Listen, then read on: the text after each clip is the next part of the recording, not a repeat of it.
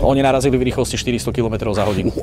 Tak tela museli byť, že na fašírku. To tu bolo, sú tu také miesta, kde bolo viac tiel pohromade a časti tiel boli aj po stromoch, oblečenie a tak ďalej. Čiže bola to veľká tragédia.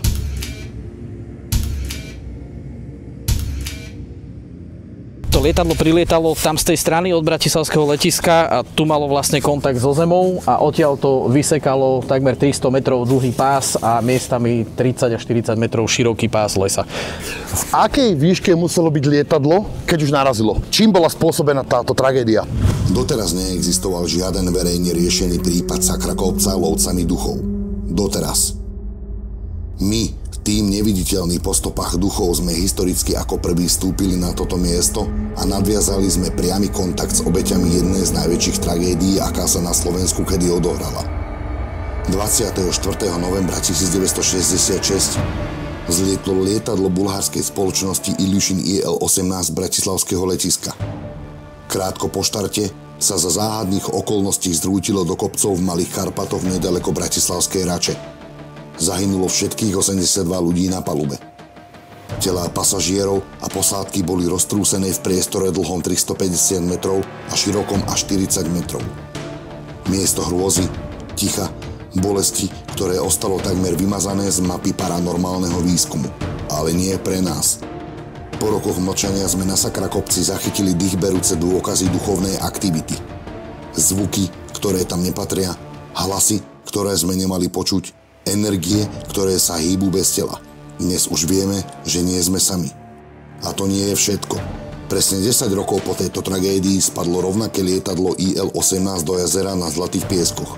Dve nehody, rovnaký typ, rovnaká krvavá stopa v slovenskej histórii. Naša krajina je plná temných miest. Miest, kde duše stále žijú medzi nami. A práve tam smerujeme, po stopách duchov. A celú necenzurovanú epizódu s kompletnými záznamami nájdete výhradne na našom Hero Hero. Dýchberúce dôkazy, ktoré vás presvedčia, že smrť nie je koniec. Link nájdete v popise. Pridajte sa, lebo temnota nás volá. Ja to hovorím, že to cítim.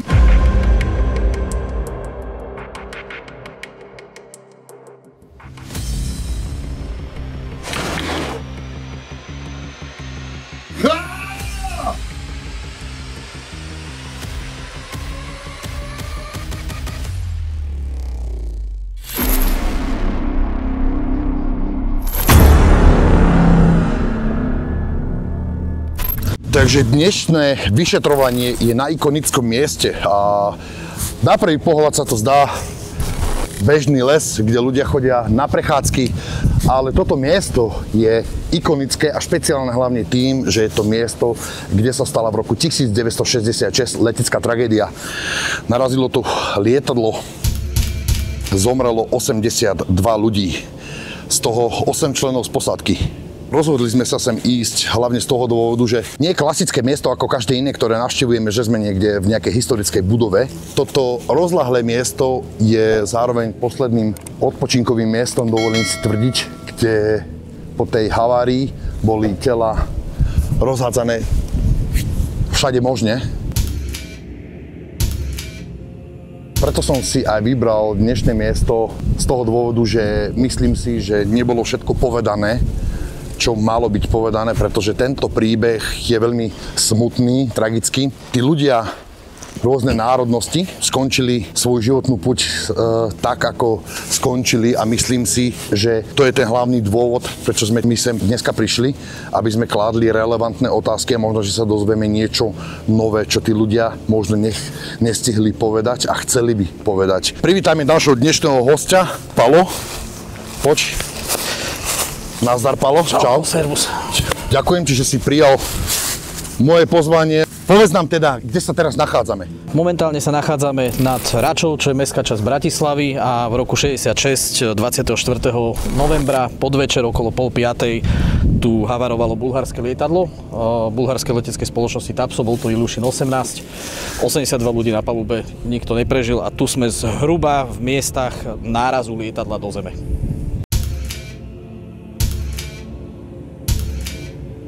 To lietadlo prilietalo tam z tej strany od bratislavského letiska a tu malo vlastne kontakt so zemou a odtiaľ to vysekalo takmer 300 metrov dlhý pás a miestami 30 až 40 metrov široký pás lesa. V akej výške muselo byť lietadlo, keď už narazilo? Čím bola spôsobená táto tragédia? V podstate oficiálne vyšetrovanie bolo uzavreté s tým, že sa nevyšetrilo nič. Tých príčin mohlo byť niekoľko. To lietadlo začalo príliš neskoro točiť, to je jedna vec. Ono malo točiť ešte pred Malými Karpatmi. Začalo tu zákrutu oneskorenie, bolo obmedzené na výške. Výška je 300 metrov, bola preto lietadlo daná. My sa tu nachádzame vo výške zhruba 400-420 metrov, čiže to už ti vychádza, že ten kopec je vyššie, ako to lietadlo letelo. Bola hmla, oni nevideli, do čoho letia. To zaujímavé na tom je, že ten kapitán tu už bol 10 krát, čiže o tých kopcoch vedel. Podľa svedeckých výpovedí sa hovorí, že pri prílete do Bratislavy už porušil veľa predpisov, tak otázne je, prečo teraz neporušil tú výšku, ale dodržal ju. Takže priatelia, máme kúsok po 18. hodine a my sme už priamo na mieste, kde nám Palo ukázal, že kde boli rozhádzané tela. Vybral som si miesto špeciálne.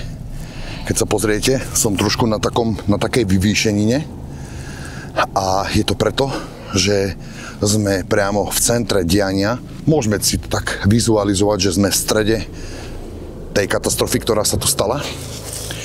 Tak budeme tu mať, dúfam, že tak obrazne povedané najlepší signál na tých duchov a dúfam, že si nás všimnú a prídu. Mám 6 čiernych sviečok, spravím taký okruh tuto na tomto vrchu a budeme robiť zrkadlový portál. A nadstavené kamery budú tak, aby sme počas komunikácie, počas seansy zaznamenali aspoň nejakú aktivitu, aby sme teda videli, že či sa niečo nahrá. Skúsim klásť otázky priamo k prípadu, uvidíme, možno, že dostaneme nejaké zaujímavé odpovede. Dúfam, že odostrieme paranormálnu oponu a vydáme sa spoločne s vami po stopách duchov. Neviditeľní, sledujte nás. Koľko Slovákov alebo Čechov bolo na palube? Myslím, že 4 alebo 5 Čechoslováci tam boli. Na tej stránke Sakrakopec.sk je zoznam obetí a mám ich tam roztriedených aj podľa národnosti. V podstate v tých 300 metroch, čiže ono už letelo vodorovne a ona sa zrazilo s tým terénom, ktorý je tu relatívne plochý, prichádzalo odtiaľ, tam zobralo prvé stromy a tu narazilo do terénu.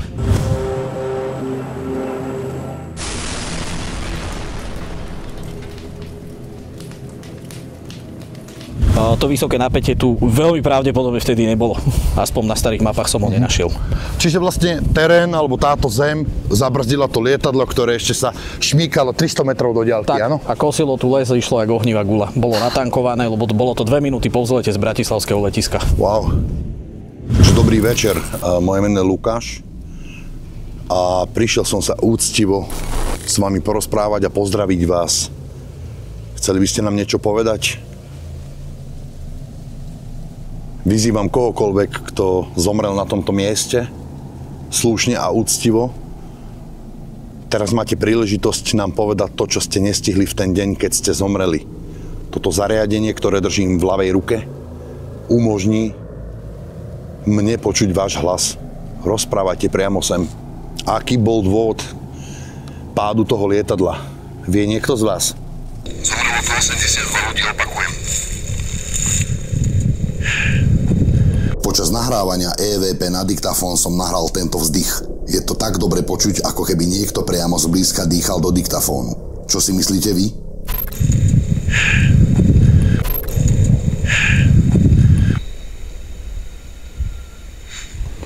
Pískanie zvláštne. Tento les je miestom tragickej udalosti, tak nečudo, že sa tu javia mysteriózne udalosti, ako aj táto. Všetci sme počuli zvláštne kriky a zvuky. V tomto prípade o sovu alebo iné zviera neišlo.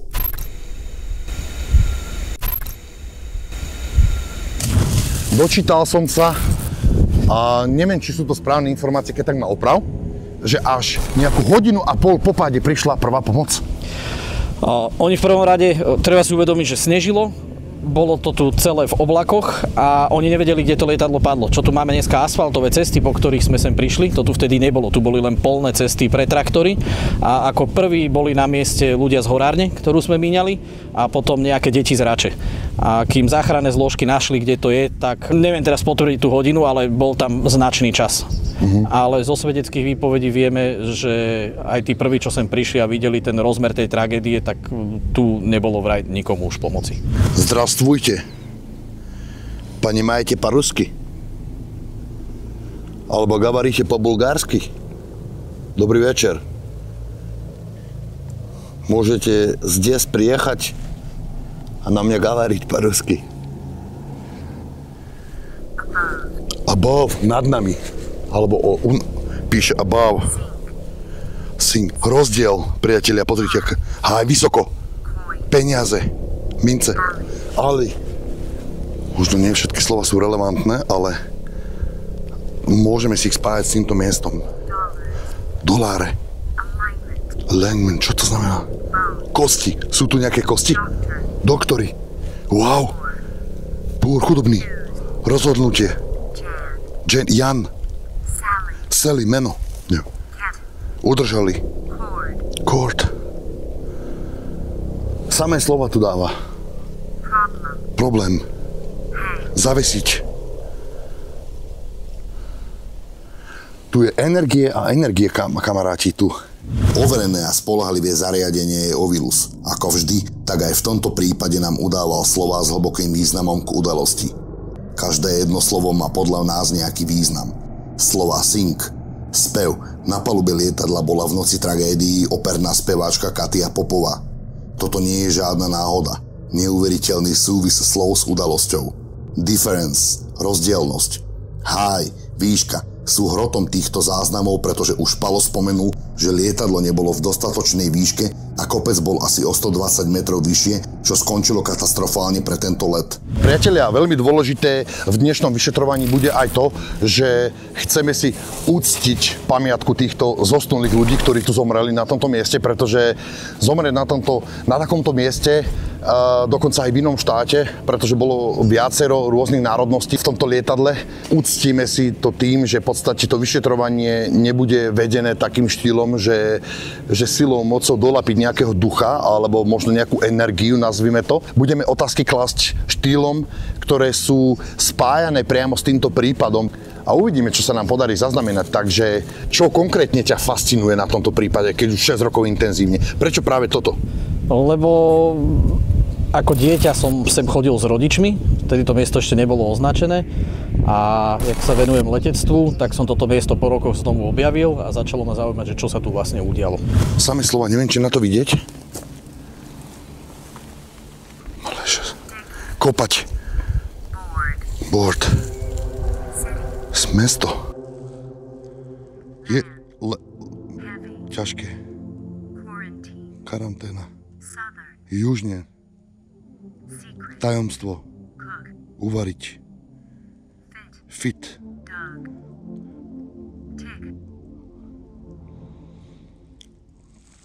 Toto si budeme ešte postprodukčne všetky slova prekladať, pretože neovládam úplne všetky slova, ktoré mi píše, ale niektoré z nich sú relevantné, ktoré som vedel preložiť, som preložil.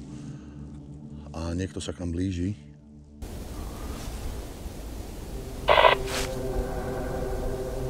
Bolo počuť ona. Na vysielačke. Samé od seba, že? Áno. Jeden z nás mal na sebe vysielačku, ktorá reagovala sama od seba, zrovna na mieste vyšetrovania.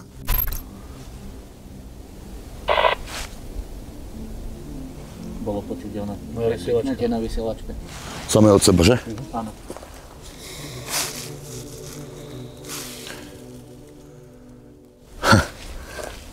Hneď slova.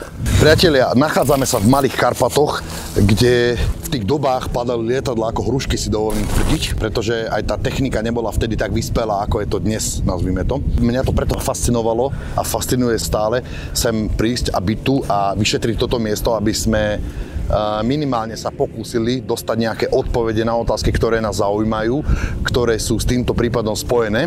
A preto som aj kontaktoval Pala, ktorý sa intenzívne posledných 6 rokov venuje tomuto prípadu a mal som otázky, ktoré som mu chcel položiť a dostať na ne odpovede. Ako som už spomenul, tak 10 rokov po tejto tragédii, ktorá sa stala tu na Sakrakopci, spadlo lietadlo rovnakého modelu priamo do jazera na Zlatých pieskoch v Bratislave. Tento prípad sa nespája, nemá to spolu nič spoločné, ale je to zahalené rúškom tajomna. A toto je na tom to, že toto miesto ako keby malo v sebe nejaký magnet nejakej mystérie, ktorá priťahuje tragédie. či už takého alebo iného typu, ale je to každopádne zaujímavé miesto, takže sledujte ďalej a uvidíme, čo sa nám dneska podarí zaznamenať. Cek. Tie zrkadlá by mali k sebe. Tam som EMF pumpu. Tá vytvára magnetické pole. Ďalší dýchberúci dôkaz o tragédii. V tento moment zaznamenávame zrozumiteľné EVP slovami "toď pod kopcom". Tieto naše záznamy ma šokovali.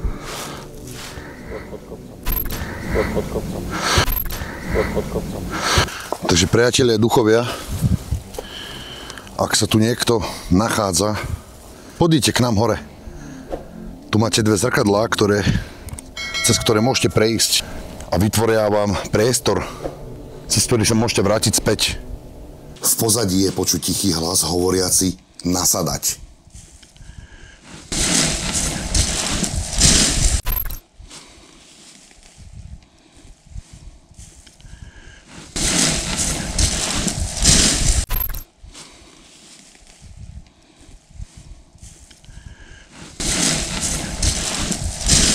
Miesto, kde ležia, alebo ležali tela, nazvime to, posledné miesto odpočinku. Môžeme si dovoliť tvrdiť, že je toto zároveň aj pietné miesto? Určite je to pietné miesto kvôli tomu, že sa tu stala tragédia. Ako všetky tela boli identifikované, zozbierané a poodvážené do ich krajín pôvodu. Ale je to určite pietné miesto. Ako to tu bolo? Viem povedať to, čo som videl v spise, ale v spise neexistuje ani jedna fotka, ktorá by ukazovala nejaký záber z diaľky, kde by som to videl celé, čiže vždycky je to telo, označenie a tak ďalej, ale nie je to tak, jak by si mohol predstaviť z nejakého hororu, že tu na kope ležia tela. To lietadlo nabúralo v priebehu hodiny, tu spadlo 50 cm snehu, tie tela, jak sa ten trup toho lietadla deštruoval, tak to pochovávalo tie tela pod sebou, čiže tu bolo, že trčala časť tela, bola zavalená, ja neviem, krídlom, hej, vrtula ležala na ďalšom tele, ďalšie telo netrčalo vôbec, musela sem narukovať v podstate pri vyprosťovacích prácach čata vojakov, ktorí to tu, si predstav, 300 metrov, 30 metrov na šírku a 50 cm snehu manuálne odhrabávali.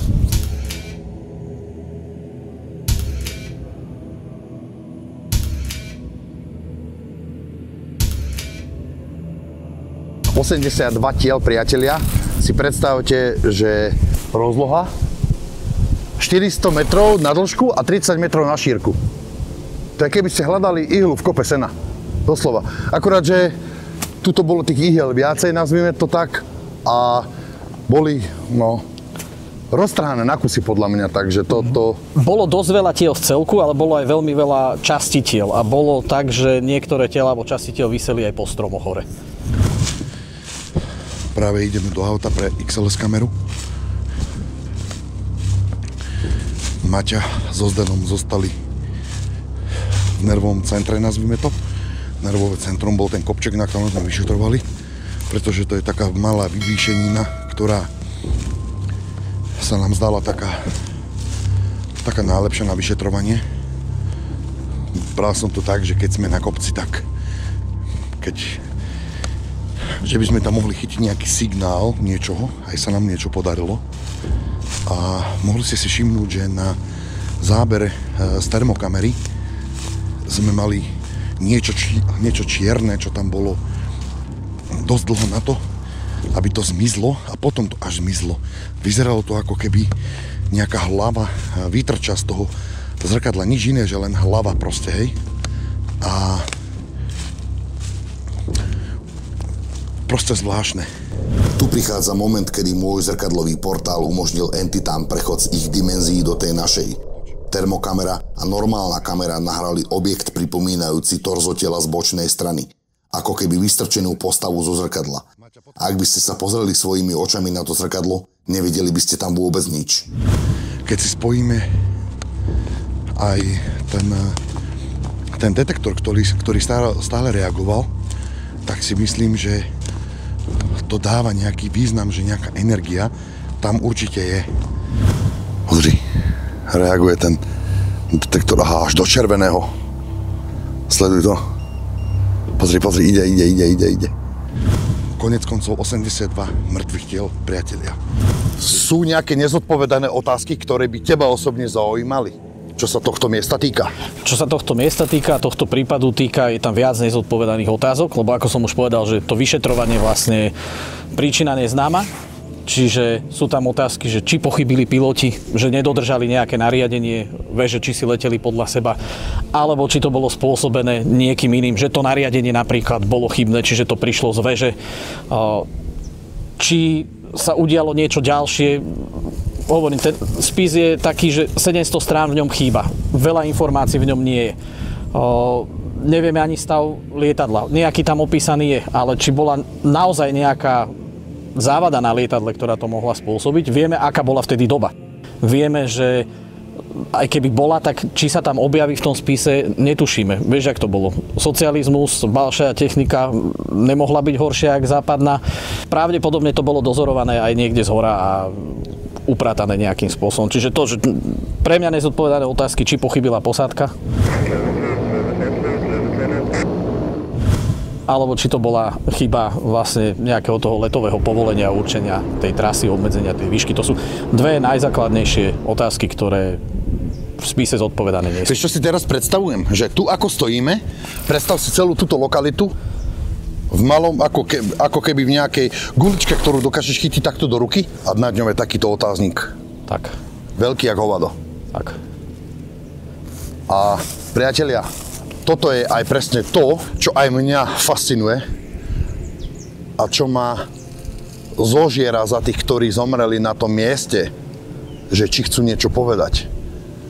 A keď sa nám podarí niečo prelomové zaznamenať, tak to uvidíte v tejto epizóde, pretože teraz v tento moment ešte neviem povedať, že čo to presne bude, ale verte tomu a dúfajme hlavne, že dostaneme niečo pozitívne, pretože jedno, čo dokážem garantovať, je to, že ako lovci duchov, ktorí navštevujú miesta, ktoré sú historicky späté s nejakými situáciami, ako aj túto, čo sa stala, a dokážeme dostať nejakú odpoveď, ktorú nebudeme vedieť racionálne vysvetliť, tak si myslím, že to bude niečo fenomenálne. A hlavne z toho dôvodu, že keď povieme nejakú otázku a dostaneme na ňu priamu odpoveď, bude to niečo, čo nikto ešte nikdy nenatočil. Pretože 82 tiel, 82 životov vyhaslo na tomto mieste. Druhá lokalita dnešno-večerného, dnešno-nočného vyšetrovania je pomník, pamiatka obetiam tejto tragédie. V podstate všade naokolo tu boli tela, niekoľko desiatok metrov od nás. V princípe je to jedno, keď tu energia nejaká je, tak sa prejaví. Čož sa už na prvej lokalite, na tom kopčeku, prejavil detektor. Pozri, reaguje ten detektor, aha, až do červeného. Sleduj to. Pozri, ide. Niečo na termokamere medzi tými zrkadlami, ako keby vychádzala nejaká hlava alebo niečo zvláštne, čo neviem vysvetliť, a je to veľmi zaujímavé. No a druhá lokalitka, ako hovorím, je tu samotný pomník a už máme nastavenú aj XLS kameru, takže ja sa sem postavím pred ňu a skúsim, že či sa nám tu podarí niečo zaznamenať. Že priateľ duch, ktokoľvek si tu, podiď ku mne. Tu je tvoj pomník, rád by som ťa uvidel, alebo sa môžeš dotknúť niektorých z týchto guličiek, ktoré sú na zemi, oni sa rozsvietia. Nemusíš sa báť, poď k nám a ukáž sa. Skús sa pri mne ukázať, postav sa. Nech sa páči, tu máš priestor. Skúsim ti dať spirit box, možno, že ťa budeme počuť.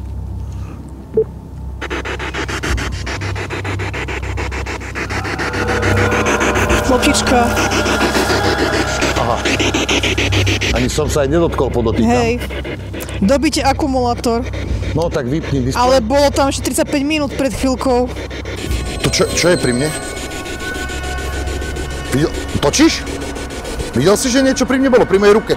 Tuto. Mačka, ty mňa. Áno, ale... Niečo, ako keby pri ruke som mal, ako keby ma niečo... Čo sa mi to stá? Tak to zachytila GoPročka. Ktorá tvoja? Však prečo? Však ty si netočil? Nejaký hlas. Wow. Niečo som mal pri ruke, sa mi tak zdalo. Si interesovaný s nejakými záhadami alebo mystéria vo všeobecnosti? Tak, jak všetci ľudia, určite áno, záhady lákajú ľudí.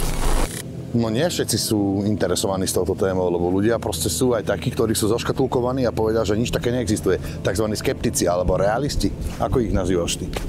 Vieš čo, neviem, jak ich nazývam, ale ja som sa zrovna včera bavil s kamarátom o tejto veci. O ktorej veci? O prípade? Nie o prípade. O tom, že sme tu my? Tak celkovo, hej. Aha, okay. Veriť, neveriť na niektoré veci. Áno, diplomatická odpoveď, cením. Diplomatická odpoveď je taká, že keď to tak teraz idem do tých faktov, hej, alebo vedecky podložených faktov úplne. Každý z nás má v sebe nejakú energiu. Keď zomrieme, tá energia nemôže skončiť. Hej. Lebo máš fyzikálne zákony, energia sa nedá zničiť, sa len pretransformuje na iný druh energie. Tak. Čiže tá energia sa nedá zničiť. Tak nech si to volá, kto chce, jak chce a nech si verí, kto chce, čo chce. Tá energia niekde musí ísť hotovo. Tak, to je diplomatická odpoveď. Tak, to bolo veľmi dobre. Toto je použiteľný materiál.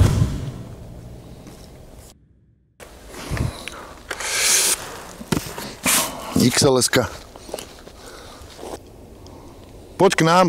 XLS kamera nám nahrala zvláštny jav, ktorý nedokážeme exaktne vysvetliť. Je to jav, ktorý sa objavil v atmosfére ako nahromadená energia. Poď k nám.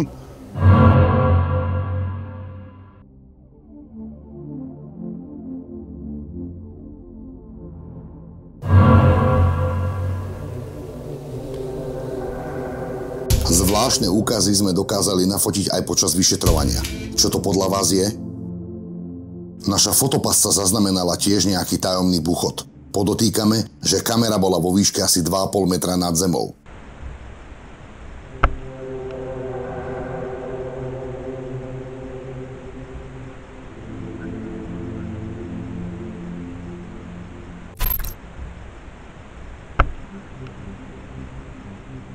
Pozrite na to, toto sú všetko artefakty, doslova artefakty historické, ktoré tu zostali. Neviem, toto bude pravdepodobne z trupu lietadla alebo z niečoho, neviem. Nevyznám sa v tom, ale je to každopádne časť lietadla. A sú to predmety spojené s tou energiou. Tu môžete vidieť, že tu sú časti toho lietadla. Všetko. Pozrite. Plex lietadla, z trupu alebo odkiaľ. Časti sedačky. Za mnou sa zjaví nejaká anomália, ktorá vyletí zo zeme a stratí sa v okolí.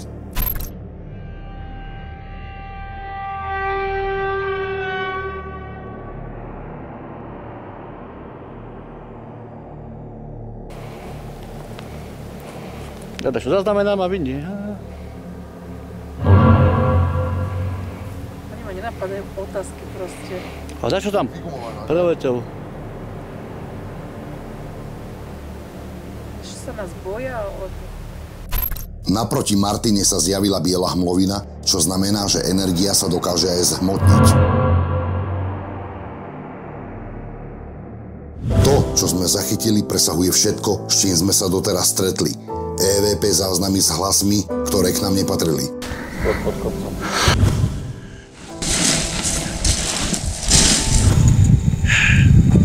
Záhadné výboje svetla na našej XLS kamere.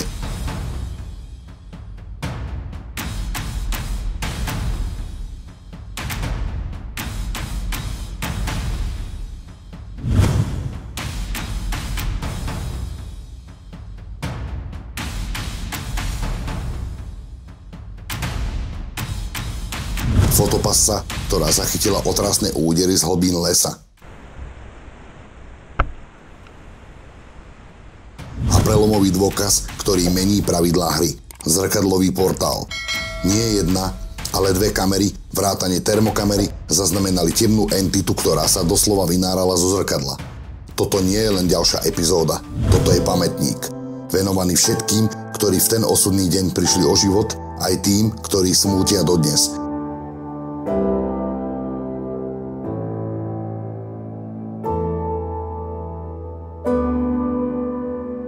Ďakujeme nášmu priateľovi a bádateľovi Palovi, ktorý nás prevádzal miestami tragédie a poskytol nám cenné fakty z minulosti.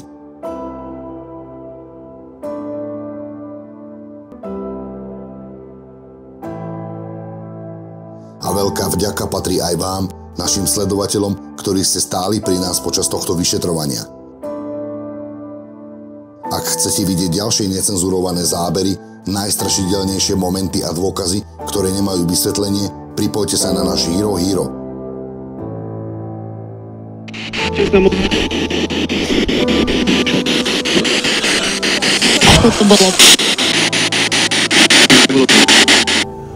Zomrelo tu 82 ľudí. Hneď som povedal, zomrelo 82 ľudí, hneď mi do červená úplne zablikalo. Toto je len začiatok. A nie je to žiadnym zdrojom inej energie, respektíve vonkajším prostredím, pretože Neviditeľný, ideme po stopách duchov. už by blikal znovu.